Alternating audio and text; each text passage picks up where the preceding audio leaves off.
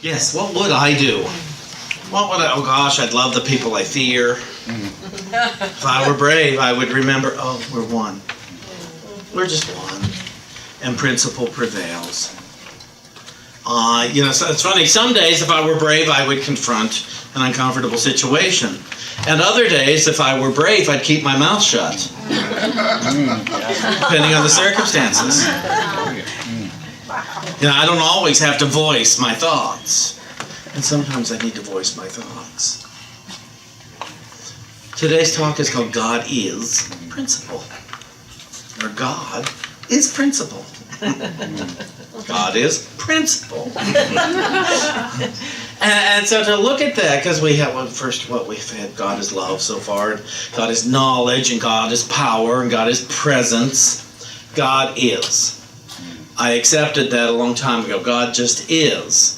And I don't have to be able to describe what God is, but my life is easier knowing that what I call God is. Capital I is, and cannot not be.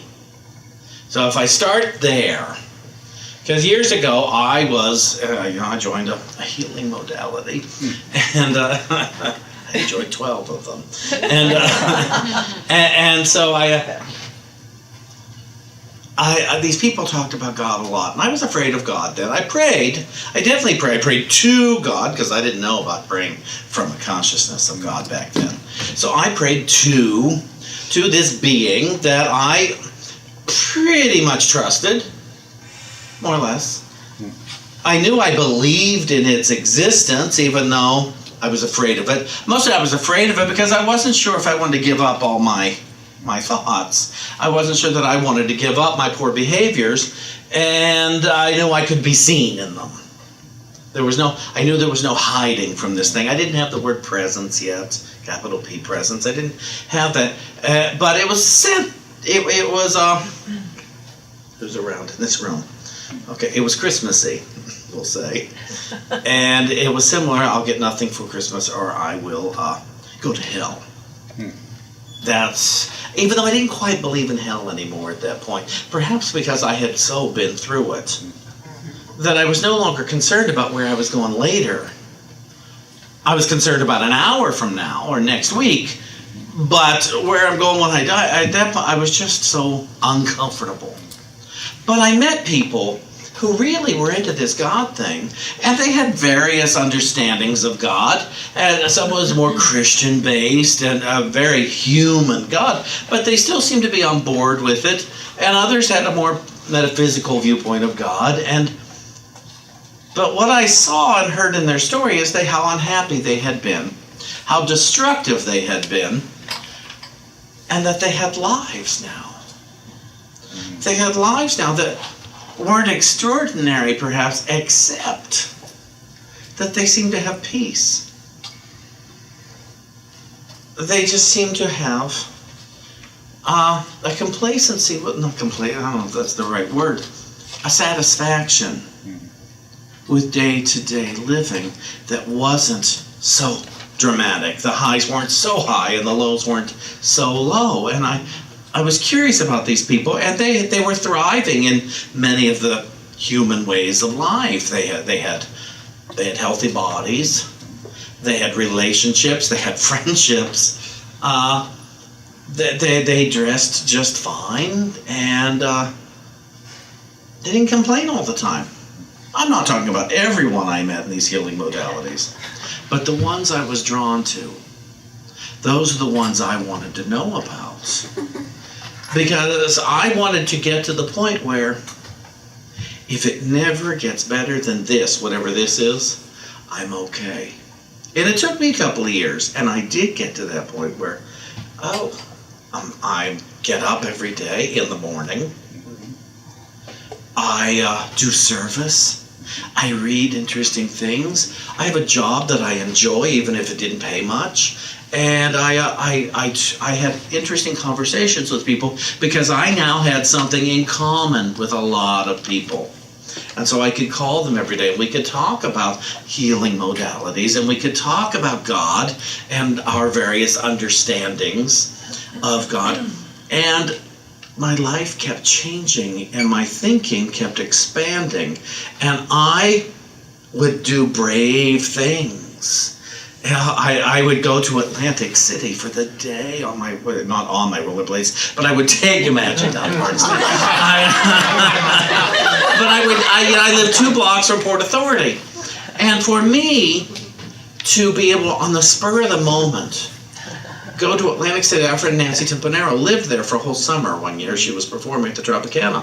But she lived at this place called the Irish Pub, the Inn of the Irish Pub, and it was $25 a night for a hotel room. These were not luxury accommodations, but they weren't a pit either. It was like grandma decorated, great big flowered wallpaper and carpet, print carpets. It was very clean. It was nice. You had to share a bathroom, but that was at the beach. And I would call at 7 in the morning and say, is there opening tonight? And Frank, because we were on a first name basis, Frank at the desk said, sure, come on down, Shawn. And he would always give me a slight upgrade. And I'd go take my rollerblades and I would blade and I would go meet people from a healing modality there.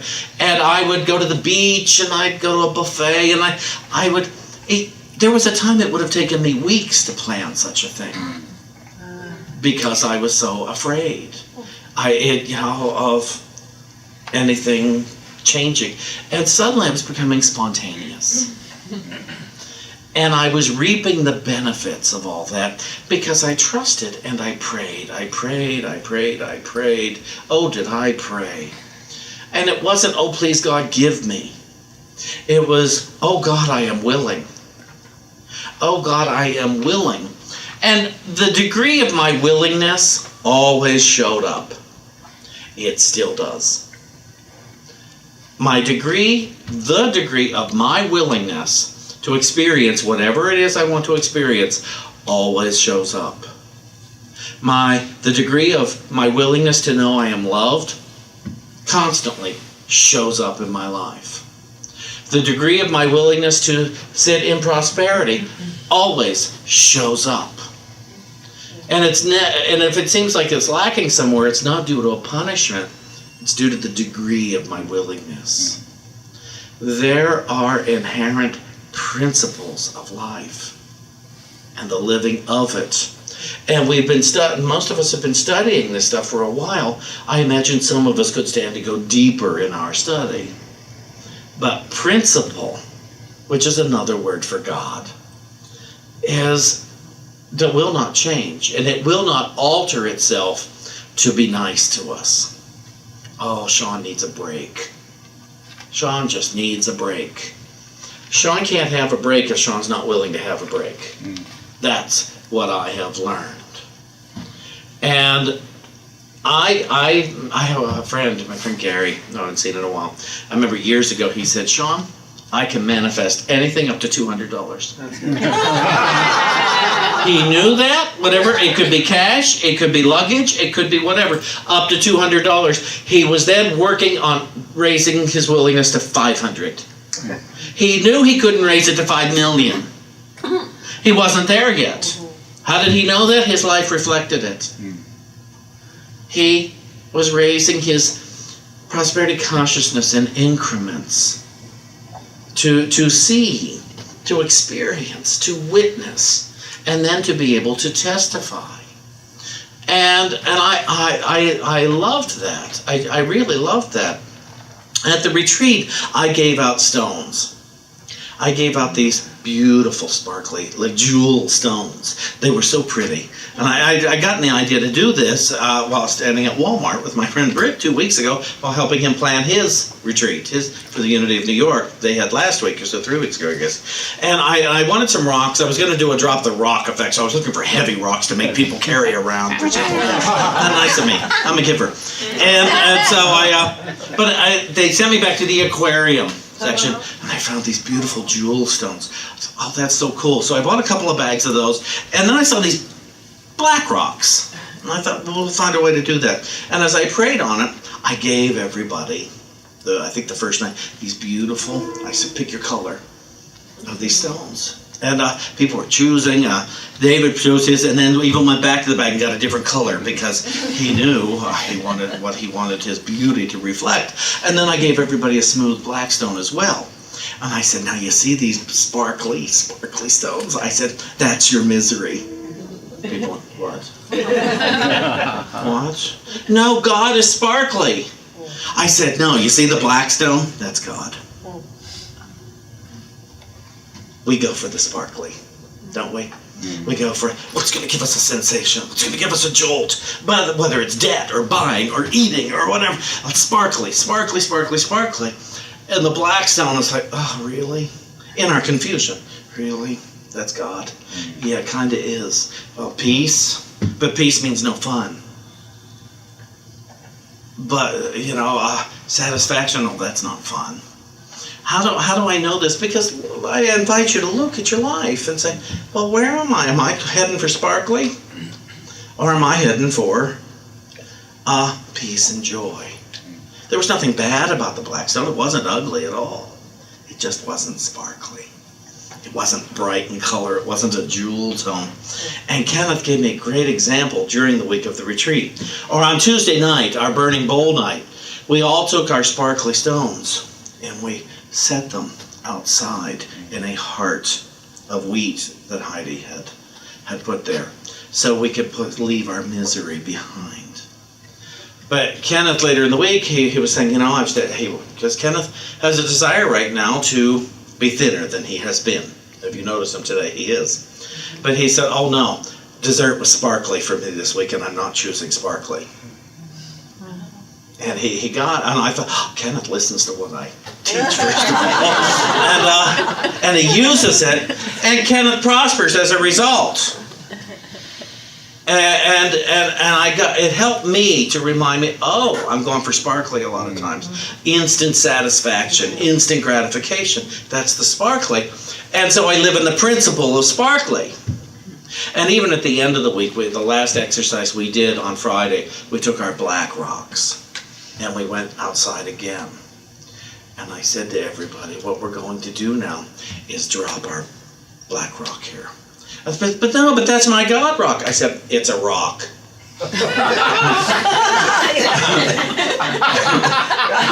That's what it came down to. It's a rock. Drop it. Don't limit God to a little stone. And so everybody did, gratefully. Now I have to tell you, when we came out, I don't know if it was Thursday, all the sparkly stones were gone. And I don't know if another group took them. Oh, no. Another group took our misery.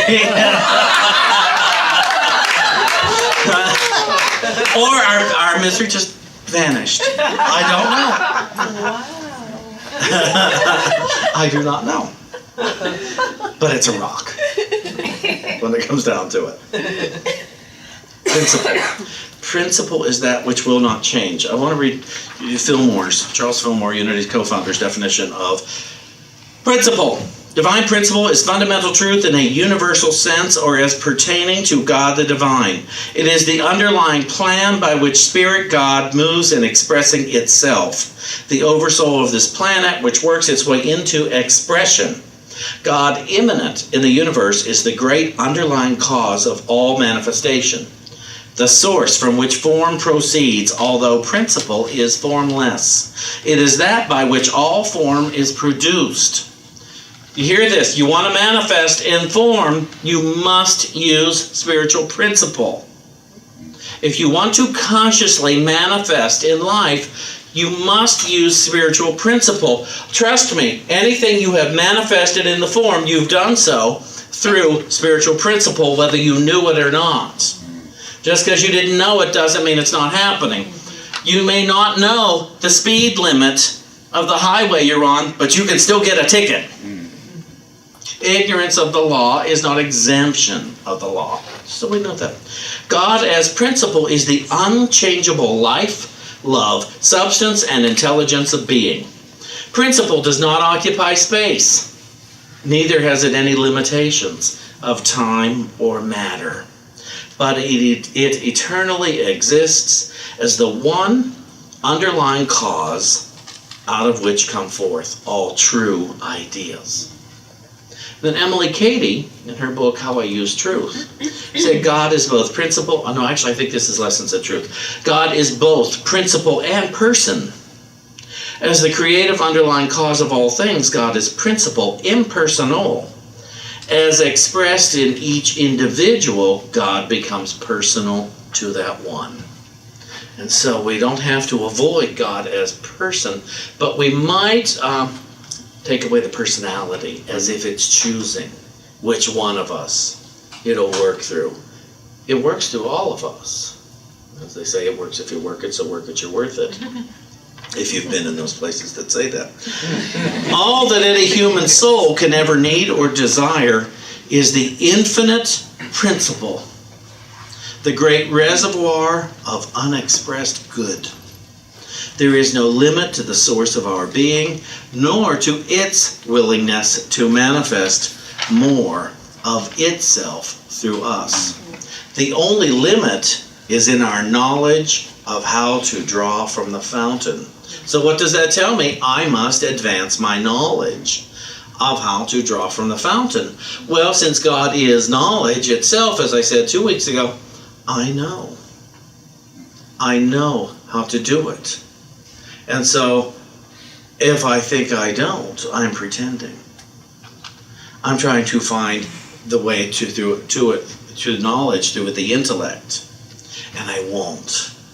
I must find my way to knowledge through spirit, through principle. I won't find it through the intellect. I will not manifest consistently through the intellect. I can only do it through spirit. Hitherto, we have turned our hearts and efforts toward the external for fulfillment of our desires and for satisfaction, and all have been grievously disappointed, for the hunger of everyone for satisfaction is the only cry of the homesick child for its God. It is only Spirit's desire in us to come forth into our consciousness as more and more of perfection, until we shall have become fully conscious of our oneness with all perfection.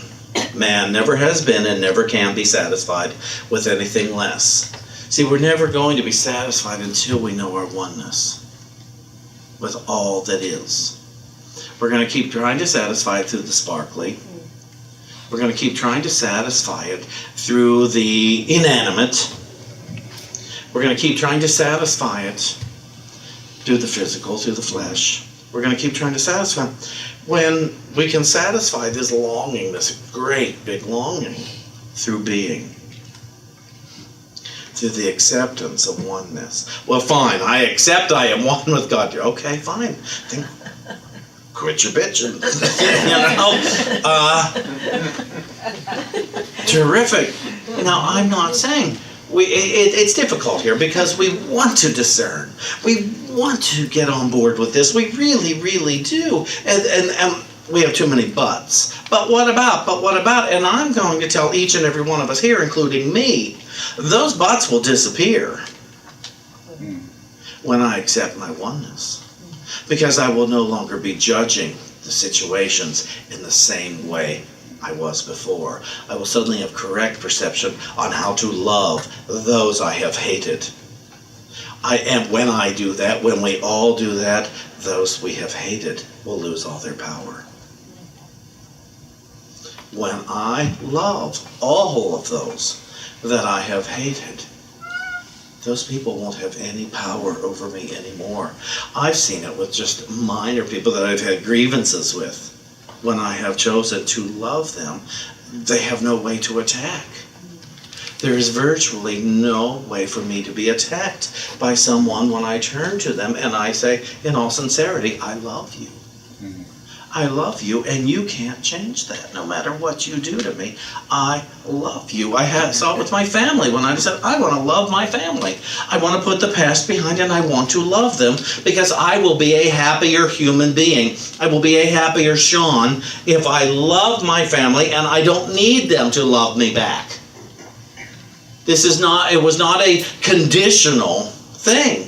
I can choose to love people who have hurt me. I can choose to love people. Because I was looking to love myself, who had hurt me more than me. I may have had people who trained me on how to hurt myself, but nonetheless, I agreed with them and started doing it. So I made a decision because I was seeking a healthy way of thinking, a peaceful way of thinking, an abundant, joyous way of thinking. And my mentors back then taught me, Shawn, they're not doing it to you anymore. What do you want? And I said, what do I want? I want to know love. Well, then I better go out and start loving people. I had better start loving myself each day. I was getting out of bed in the morning. I was doing service.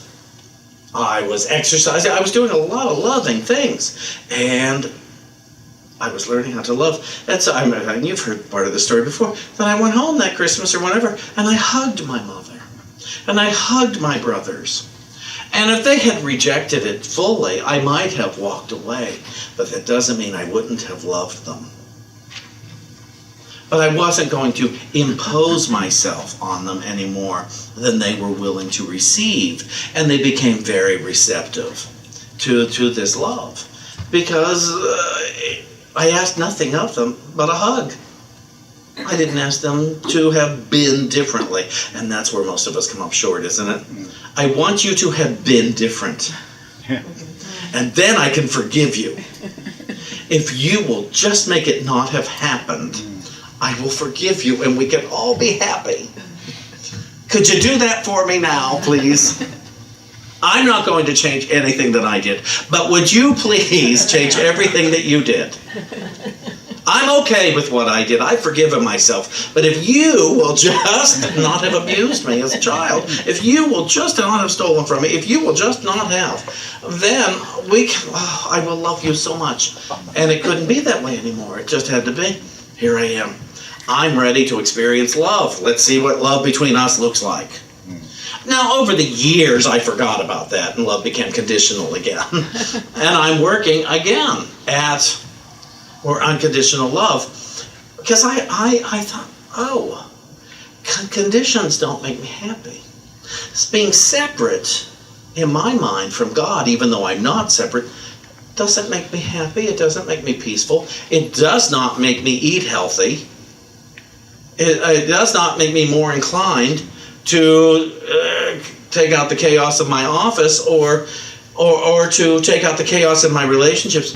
Only love does that. Only principle. Coming from principle. There's an underlying principle within love, within peace, within joy, within understanding. There's an underlying principle, and I can't escape it. And I don't want to try anymore. At the retreat we talked about this, and I used to talk about it a lot, that God is this big circle. And we're all in it. Everything we know is in the circle. And in our confusion, we're trying to step outside the circle. And you know what that stupid circle does? It moves with me. Now I'm still in the circle. And I'm still in the circle no matter what I do. I'm in the circle. Because that's God, and that's love, and that's principle. So if I want to be happy, if I want to have fun, I've got to accept, it's not about trying to change the circle. It's about changing my mind about the circle. Changing my mother and my father is not changing my mind about the circle. Changing my mind about the circle is what allows me to embrace my mother and my father. It's what allows me to embrace all politicians. It's what allows me to embrace money. The abundance of it or the seemingly absence of it. It allows me to embrace health and well-being. It allows me to embrace what looks like confusion and get clarity on it. And it allows me to embrace that I am one with God. I am one with you. And I cannot change that, nor should I. Everything is dressed up in personality. That doesn't make it not God. Some personality makes me think it's not. But if I wake up each moment of each day and I say, okay, I'm willing to see my oneness. I'm willing, and I say, am I? And I look for any unwillingness. And I choose for the smooth. rather than the sparkly. And somebody will write to me this week and say, but Shawn, I like the sparkly. And I say, of course you do. Let me tell you now before you write to me. Of course you like the sparkly. It sparkles. It's pretty. It gets you high in one form or another. Get to the point where God is sparkly, where light is sparkles in reality with what is instead of what is not. Accept your oneness. Oh, God and I are one. Okay, fine. I've got this dilemma.